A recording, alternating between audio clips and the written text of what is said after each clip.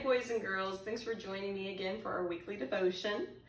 This week we're going to focus on a Bible verse about change and trusting in God. Since we're talking about change, I thought me and Pastor Mark would show you some of the changes we've made to the nursery. We still have a lot we'd like to do, but it's just something different. So we've started by adding a really bright welcome sign. And we still have our other signs that say nursery on here, but let's come on in and I'll show you what we've done.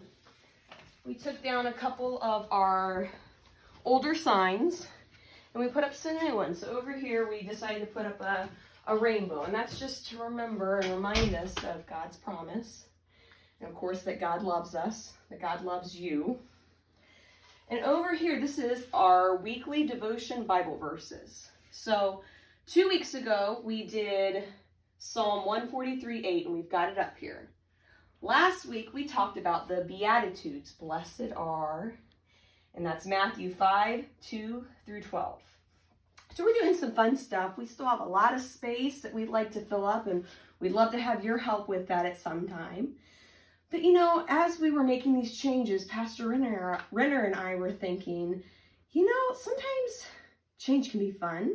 Like this has been fun. This kind of change has been a lot of fun to do, but sometimes change can be hard. And it's not just hard for kids. Change can be hard for adults. I really have a hard time sometimes with change. Pastor Mark and I have had to move a lot in the last 5 years. We've moved 5 times, and that's been really hard. That's a big change. We go to new places we've never been. We don't know people, start new jobs, and that can be really challenging. But each time we felt like God was telling us to go. And so even though sometimes I really didn't want to make those changes, I decided to put my trust in God. And that brings us to our verse this week, which is Proverbs 3, verses 5-6. And it says, "Trust the Lord with all of your heart. Don't depend on your own understanding. Remember the Lord in everything you do, and He will give you success."